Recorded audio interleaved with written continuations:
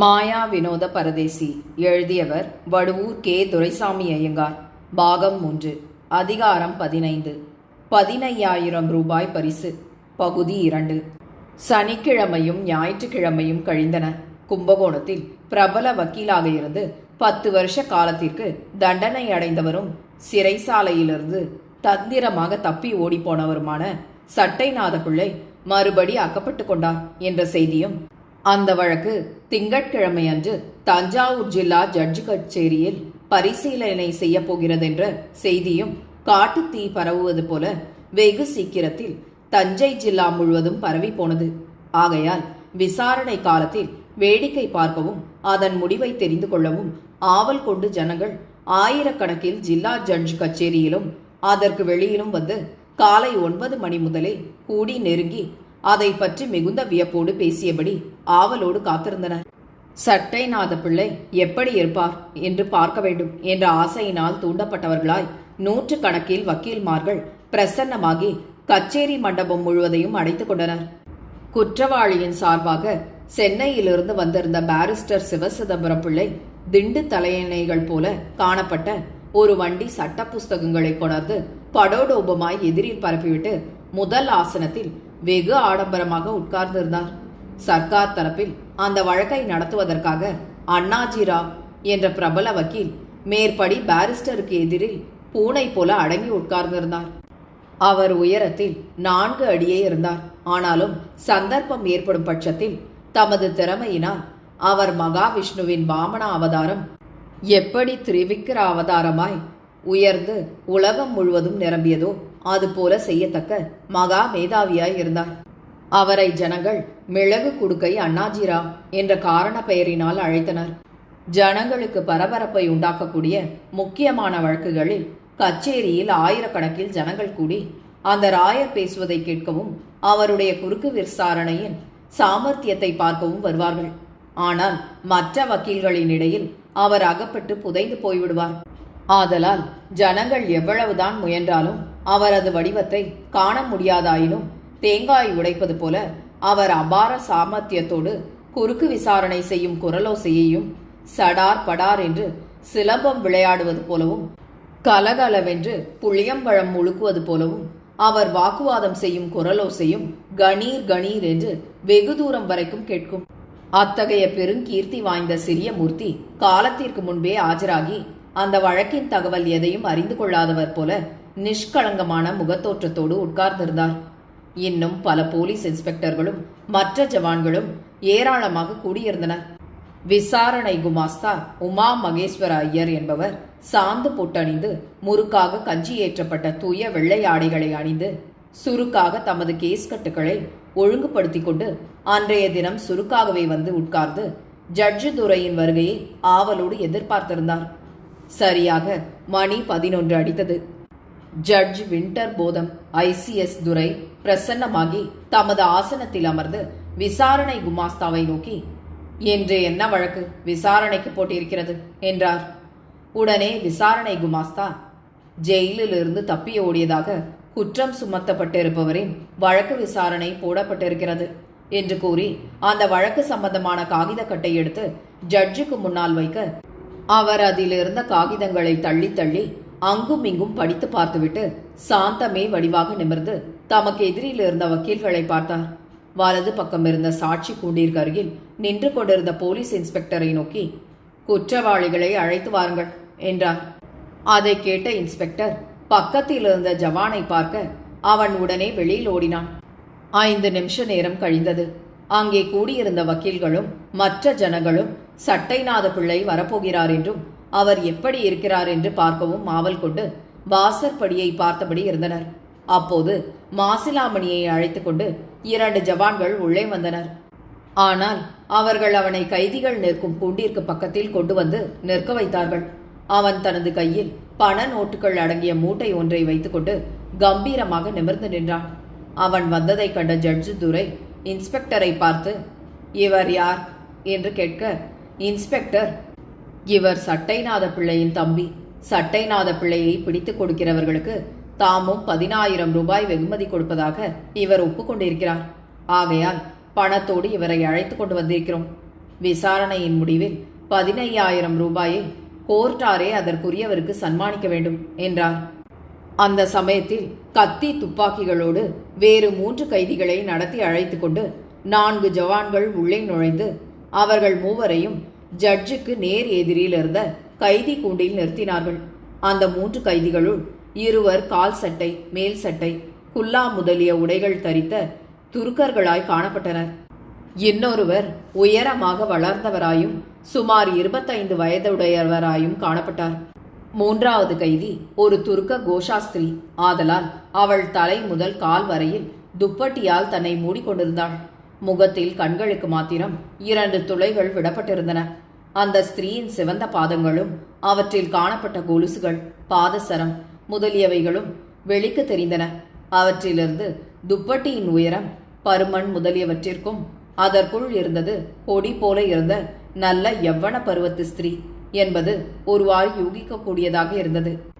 அவர்கள் மூவரையும் கண்ட ஜனங்களும் வக்கீல்களும் அந்த கைதிகள் வேறு ஏதோ வழக்கிற்கு சம்பந்தப்பட்டவர்கள் என்று எண்ணிக்கொண்டு சட்டைநாத பிள்ளை ஏன் வரவில்லை என்று அப்போதும் வழியை பார்த்து கொண்டிருந்தனர்.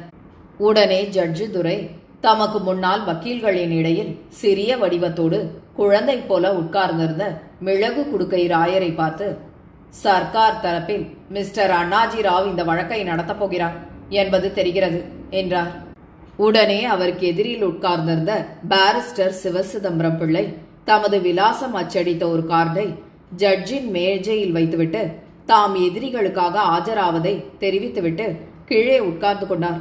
உடனே ஜட்ஜு ராயரை பார்த்து, சரி, கைதிகள் வந்துவிட்டார்கள் அல்லவா, விசாரணையை தொடங்குவோம் என்றார். அதை கேட்ட உடனே ராயர் அம்பு பாய்வது போல சடேல் என்று எழுந்து நிரம்பவும் அலட்சியமாகவும் கம்பீரமாகவும் நின்று கணீர் கணீர் என்று பேசத் தொடங்கினார். கைதிகள் வந்துவிட்டார்கள் என்று ஜட்ஜு துரை சொன்னதை கேட்டும் ராயர் பேச ஆரம்பித்ததை கண்டும் வக்கீல்களும் ஜனங்களும் பிரமிப்படைந்தனர். சிலர், யாரோ துருக்கர்கள் அல்லவா வந்திருக்கிறார்கள், இது ஒருவேளை வேறு வழக்காக இருக்குமோ, சட்டைநாத பிள்ளையின் வழக்கை ஒருவேளை இதற்கு பிறகு எடுத்துக்கொள்வார்களோ என்று தனிவான குரலில் கூறினர். வேறு சிலர், ஒருவேளை சட்டைநாத பிள்ளைதான் துருக்கராய் உருமாறியிருக்கிறாரோ என்னவோ என்றனர். சட்டைநாத பிள்ளையை அதற்கு முன் பார்த்திருந்த சிலர், ஆமாயா ஆமாயா, அதோ குட்டையாக இருக்கிறாரே, அவர் சட்டைநாத பிள்ளை போலவே இருக்கிறார் ஐயா, சரி சரி, அவர்தான் சட்டைநாத பிள்ளை என்றனர். அதை கேட்ட மற்றவர், ஓஹோ அப்படியா, ஜெயிலில் இருந்து தப்பி ஓடி வந்து துருக்க சாஹிபுவை போல வேஷம் போட்டுக்கொண்டா அவர் ஒளிந்து கொண்டிருக்கிறார், அவரோடு கூட இருக்கும் மற்ற இருவரும் யார் என்பது தெரியவில்லையே என்றனர். வேறு சிலர், இன்னும் கொஞ்சம் பொறுத்தால் எல்லா விவரமும் வெட்ட வெளிச்சமாய் தெரிய போகிறது என்று கூறினர். அங்கிருந்த கச்சேரி டபேதார், யாரும் பேச வேண்டாம் என்று கூறி அடக்க உடனே எல்லோரும் வாயை மூடிக்கொண்டு ராயர் என்ன பேசப் போகிறார் என்பதையே மிகுந்த ஆவலோடு கவனிக்க தொடங்கினார். ராயர் தாம் குள்ளமாயிருக்கிறோம், ஆதலால் மற்றவருக்கு சரியாக உயர வேண்டும் என்று எண்ணுகிறவர் போல துள்ளி துள்ளி குதித்த வண்ணம் கணீர் கணீர் என்று பேசத் தொடங்கி, நியாயாதிபதி அவர்களே, இந்த வழக்கின் சாட்சிகளை விசாரிக்கும் முன் வழக்கப்படி நான் இதன் சாரத்தை சுருக்கமாக 2 வார்த்தைகளில் சொல்லிவிடுகிறேன். எப்பொழுது கொண்டு வரப்பட்டிருக்கும் வழக்கு முதல் பார்வைக்கு நிறமும் சிக்கலாக தோன்றும் என்பது நிஜமே. ஆயினும் இதை நாம் 3 பாகங்களாக பிரித்து கொண்டு ஒவ்வொரு பாகமாய் எடுத்துக்கொண்டு விசாரணையை அதற்கு சம்பந்தப்பட்ட வரையில் நடத்தி கொண்டு போவதே நல்லது. 10 வருஷ காலத்திற்கு தண்டனை அடைந்து சிறைசாலையில் இருந்த கைதியான சட்டைநாத பிள்ளை என்பவர் வார்டர்களின் பாதுகாப்பிலிருந்து தப்பி ஓடிய குற்றத்தை நாம் முதல் அம்சமாக எடுத்துக்கொள்வோம். அது முடிந்த பிறகு பலவந்தமாக சட்டைநாத பிள்ளையை விடுவிக்க அனுகூலமாய் இருந்தது, அவர் ஒளிந்திருக்க உதவியாயிருந்தது ஆகிய குற்றங்களை செய்த துணை குற்றவாளிகளின் வழக்கை நாம் 2வது அம்சமாக வைத்துக் கொள்வோம். அந்த துணை குற்றவாளிகளுள் சிலர் வேறு முக்கியமான சில குற்றங்களையும் செய்திருக்கிறார்கள், ஆதலால் அதை நாம் 3வது அம்சமாக வைத்துக் கொள்வோம். இப்போது நாம் 1வது அம்சத்தை கவனிப்போம். கும்பகோணத்தில் பெரிய தெருவில் இருந்தவரும் வக்கீல் வேலை பார்த்து வந்தவருமான சட்டைநாத பிள்ளை என்பவர் ஏதோ சில குற்றங்கள் செய்ததற்காக சுமார் 2 வருஷ காலத்திற்கு முன் மன்னார்குடி ஸ்பெஷல் முதல் வகுப்பு மேஜிஸ்ட்ரேட்டினால் 10 வருஷ காலத்திற்கு கடின காவல் தண்டனை விதிக்கப்பெற்று இந்த ஊர் பெரிய சிறைசாலையில் இருந்து வந்தார். இந்த ஊர் ஜெயிலில் ஆட்டப்படும் நல்லெண்ணெயை வார்டர்கள் ஒரு கைதியின் தலையில் வைத்து ஊருக்குள் கொண்டு வந்து விற்கிறார்கள் என்பது எல்லோருக்கும் தெரிந்த விஷயம். கடைசி 2 மாத காலமாய் சட்டைநாத பிள்ளை செக்கோட்டும் உத்தியோகத்திலிருந்து எண்ணெயை தூக்கி விற்கும் உத்தியோகத்திற்கு உயர்த்தப்பட்டார். சுமார் 20 தினங்களுக்கு முன் ஒரு நாள் எண்ணெய் குடத்தை கூடைக்குள் வைத்து தலையில் சுமந்த சட்டைநாத பிள்ளை பரம சாதுவாய் இந்த ஊர் மேற்கு ராஜ வீதியின் வழியாக வந்து கொண்டிருந்தார். 2 வார்டர்கள் காவலாக அவரோடு வந்து கொண்டிருந்தனர். ஒரு சந்தின் பக்கத்தில் அவர்கள் வந்தபோது அவ்விடத்தில் ஒரு வினோத சம்பவம் நடந்தது. அதன் விவரம் பத்திரிகைகளில் நன்றாக வெளியிடப்பட்டிருப்பதால் இந்த பத்திரிகையில் எழுதப்பட்டிருக்கும் விவரத்தை படிக்கிறேன் என்று கூறி, ஒரு பிரபல கைதி ஜெயிலில் இருந்து தப்புவிக்கப்படுகிறார் என்ற தலைப்பின் கீழ் இந்த கதையின் 2வது அதிகார முடிவில் வெளியிடப்பட்டிருக்கும் செய்தி முழுவதையும் தெளிவாக படித்து காட்டினார். காட்டிய பின் ராயர் மேலும் பேசத் தொடங்கி, அதன் பிறகு போலீசார் இந்த சட்டைநாத பிள்ளை எங்கே ஒளிந்து கொண்டிருக்கிறார் என்பதை கண்டுபிடிப்பதற்கு எத்தனையோ முயற்சிகள் செய்து பார்க்கக்கூடிய சகலமான இடங்களிலும் தேடி பார்த்து விட்டார்கள். இவர் எங்கும் அகப்படவில்லை. சட்டைநாத பிள்ளையின் தம்பி மாசிலாமணி பிள்ளை என்பவர் கொடுப்பதாக சொன்ன 10,000 ரூபாயோடு சர்க்காரில் ரூபாய் 5,000 சேர்த்து 15,000 ரூபாய் வெகுமதி கொடுக்க ஒதுக்கி வைத்திருப்பதாகவும், சட்டைநாத பிள்ளையை பிடித்து கொடுப்போருக்கு அதை உடனே கொடுப்பதாகவும் போலீசார் இந்த இந்தியா முழுமையிலும் உள்ள போலீஸ் ஸ்டேஷன்களுக்கெல்லாம் விளம்பரம் அனுப்பி பத்திரிகைகளிலும் பகிரங்கப்படுத்தினார்கள். போன வியாழக்கிழமை வரையில் எவ்வித தகவலும் தெரியாமல் இருந்தது. வெள்ளிக்கிழமை தினம் சென்னப்பட்டணத்திலிருந்து ஜானி ஜான் கான் சாஹிபு என்ற ஒருவர் கும்பகோணம் போலீசாரிடம் வந்து தாம் சட்டைநாத பிள்ளையின் இருப்பிடத்தை காட்டுவதாக சொல்லி அவர்களை அழைத்து கொண்டு போய் அந்த இடத்தை காட்டினார். கும்பகோணத்தில் லப்பை தெரு என்று ஒரு தெரு இருக்கிறது. அதில் சுமார் 200 வீடுகள் இருக்கின்றன. அந்த தெருவில் இருப்பவர்கள் எல்லோரும் துர்க்க ஜாதியை சேர்ந்தவர்கள். அந்த தெருவில் உள்ள துர்க்கர்களுக்குள் கட்டுப்பாடும் சுயஜாதி அபிமானமும் அதிகம். அந்நிய ஜாதியார் அந்த தெருவிற்குள் வந்து ஏதேனும் சேஷ்டை செய்தால் அவர்களிடமிருந்து உயிரோடு தப்பி வெளியில் போவது துர்லபம். போலீசார் கூட அந்த தெருவிற்குள் போக அஞ்சுவார்கள். எல்லா வீடுகளிலும் கோஷாஸ்திரிகள் இருப்பார்கள். ஆதலால் கதவுகள் எப்போதும் அநேகமாய் சாத்தப்பட்டே இருக்கும். போலீசாராயினும் மற்றவராயினும் அந்த தெருவிற்குள் போய் அற்ப சங்கதியும் தெரிந்து கொள்ள முடியாது. அந்த தெருவில் உள்ள ஒரு துருக்கருக்கு ஏதாவது ஒரு துன்பம் வந்துவிட்டால் மற்ற எல்லோரும் அவருக்கு உதவியாக உடனே கூடிவிடுவார்கள். அப்படிப்பட்ட கட்டுப்பாடான தெருவின் நடுவில் சட்டைநாத பிள்ளை துருக்கராக மாறி வீட்டிற்குள்ளேயே இருந்து வந்தார். அதற்கு முன் அவருக்கு பழக்கமாக இருந்த பத்மாசனி என்ற தாசி பெண், அவளுடைய அண்ணனான கலிய பெருமாள் பிள்ளை என்பவர் ஆகிய இருவரும் துருக்கராக மாறி அவருக்கு உதவியாக அவரோடு இருந்து வந்தார்கள். அவர்கள் இருவரும் சட்டைநாத பிள்ளையும் அந்த வீட்டில் எவ்வித அலங்காரத்தோடு இருந்தார்களோ அப்படியே கைது செய்யப்பட்டு இப்போது இதோ ஆஜர் செய்யப்பட்டிருக்கிறார்கள் என்றார். அந்த வினோதமான வரலாற்றை கேட்ட வக்கீல்கள் முதலிய எல்லோரும் பெருத்த வியப்பினால் தம்மை மறந்து, ஆகா, அப்படியா சங்கதி என்று தமது ஆச்சரியத்தை வெளியிட்டனர். ராயர் மேலும் பேசத் தொடங்கி, முதல் அம்சத்தின் சாரம் இதுதான். சிறையிலிருந்து ஓடி ஒளிந்திருந்ததான குற்றத்தை சட்டைநாத பிள்ளை செய்தாரா என்பதை தீர்மானிப்பதே முதல் அம்சமாயிருக்க, இவருக்கு துணையாக இருந்த மற்ற இருவரையும் இப்போது இங்கே ஆஜர்படுத்த வேண்டிய காரணம் என்ன என்ற கேள்வி பிறக்கலாம். சட்டைநாத பிள்ளை அவர் மீது சுமத்தப்பட்டிருக்கும் குற்றத்தை செய்தார் என்பது சம்பந்தமான சில தகவலை இவர்கள் மூலமாய் ருஜுப்பிக்க வேண்டும். ஆதலால் மற்ற இருவரும் கூடவே இருப்பது அவசியமாக தோன்றுகிறது. இவ்வளவை நான் இப்போது சொல்லக்கூடியது. மற்ற விஷயங்களை சாட்சிகள் வெளியிடுவார்கள் என்று கூறிவிட்டு உட்கார்ந்து கொண்டார். உடனே முதல் சாட்சி தஞ்சாவூர் பெரிய சிறைசாலையின் தலைமை அதிகாரி, அதாவது ஜெயிலர் அழைக்கப்பட்டார். அவர் சாட்சி கூண்டின் மேல் ஏறி கிறிஸ்தவ வேதத்தை தொட்டு பிரமாணம் செய்த பின் சட்டைநாத பிள்ளை சிறைசாலையிலிருந்து தப்பித்துக் கொண்டு போன வரலாறு முழுவதையும் அவர் மேலதிகாரிக்கு விஸ்தாரமாக எழுதி அனுப்பிய அறிக்கையின் நகலை வைத்துக்கொண்டு அதை படித்து காட்டி அதுவே தமது சாட்சியம் என்று கூறினார்.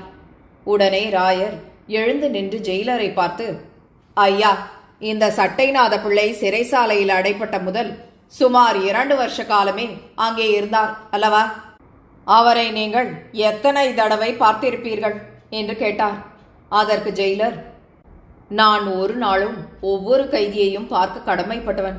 ஆகையால் அந்த சட்டைநாத பிள்ளையையும் நான் ஒவ்வொரு நாளும் பார்த்திருக்கிறேன் என்றார். அதற்கு ராயர், அவருடைய அடையாளம் உங்களுக்கு நன்றாக தெரியும் அல்லவா? ஓ, தெரியும் என்றார் ஜெயிலர். சரி, ஏதோ கைதி கூண்டில் இருக்கும் இருவருள் கொஞ்சம் குள்ளமாக இருக்கிறாரே, அவர் யார் என்பது தெரிகிறதா என்றார் ராயர். ஜெயிலர் கைதியை உற்று பார்த்து, ஆம், அவர் சட்டைநாத பிள்ளையைப் போல இருக்கிறார். ஆனால் இவர் துருக்க உடையை தரித்திருக்கிறார். அது ஒன்றுதான் பேதம் என்றார்.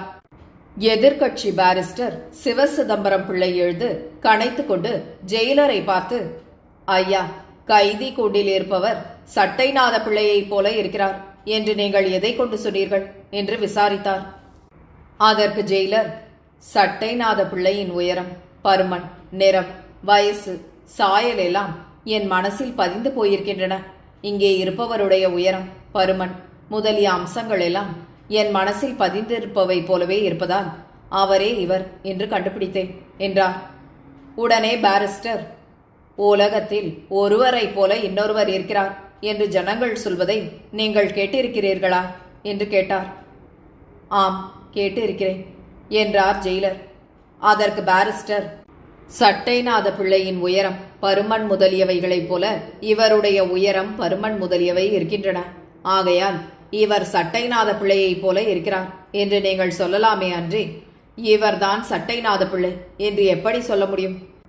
அவர் எண்ணெய் குடத்தை போட்ட பின் விலங்கையும் ஜெயில் உடையையும் விளக்கியவுடன் எங்கெங்கே போனாரோ அங்கெல்லாம் நீங்கள் போய் அவர் துருக்கர் உடை தரித்து லப்பை தெருவில் இருந்த வரையில் கூடவே இருந்து பார்த்திருந்தாலன்றி எண்ணெய் குடம் தூக்கியபடி அங்கே இருந்த சட்டைநாத பிள்ளைதான் இப்படி சாயபுவாக மாறியிருக்கிறார் என்று நீங்கள் சொல்ல முடியாதல்லவா? அதற்கு ஜெயிலர், ஆம், வாஸ்தவம்தான். சிறைசாலையில் இருந்த சட்டைநாத பிள்ளை நம் பழைய ஆடை முதலியவற்றை விலக்கிவிட்டு இப்படி மாறியதையெல்லாம் நான் நேரில் பார்க்கவில்லை. இவர் அவரைப் போலவே இருக்கிறார் என்றுதான் நான் சொல்ல முடியும் என்றார். அவ்வளவோடு தாம் கேள்வி கேட்பதை நிறுத்திக் கொள்வதாகவும் மறுபடி தேவையானால் அவரை தருவித்து விசாரிக்க அனுமதி கொடுக்க வேண்டும் என்று பாரிஸ்டர் கேட்டுக்கொள்ள ஜட்ஜ் அதற்கிணங்கினார். அவ்வளவோடு ஜெயிலர் வெளியில் அனுப்பப்பட்டார். பிறகு சட்டைநாத பிள்ளையோடு எண்ணெய் விற்று கொண்டு போன ஜெயில் வார்டர்கள் இருவரும் ஒருவர் பின் ஒருவராக வந்து வாக்குமூலம் கொடுத்தனர். பத்திரிகையில் வந்த வரலாற்றையே அவர்கள் எடுத்து கூறினர். பிறகு இரண்டு கட்சிகளின் வக்கீல்களும் அதற்கு முன் வந்த ஜெயிலரிடம் கேட்டது போல ஒருவர் பின் ஒருவராய் கேள்வி கேட்க, கைதி கூண்டில் நின்ற இரு ஆண் பிள்ளைகளுள் ஒருவர் சட்டைநாத பிள்ளையைப் போலவே இருக்கிறார் என்றும், ஆனால் அவர்தான் சட்டைநாத பிள்ளை என்று தாம் நிச்சயமாய் கூற இயலாதென்றும் அந்த இரண்டு வார்டர்களும் வாக்குமூலம் கொடுத்தனர். வடுவூர் கே. துரைசாமி ஐயங்காரின் இந்த நாவலை உங்களுக்காக வாசித்தது நிமா மனோ.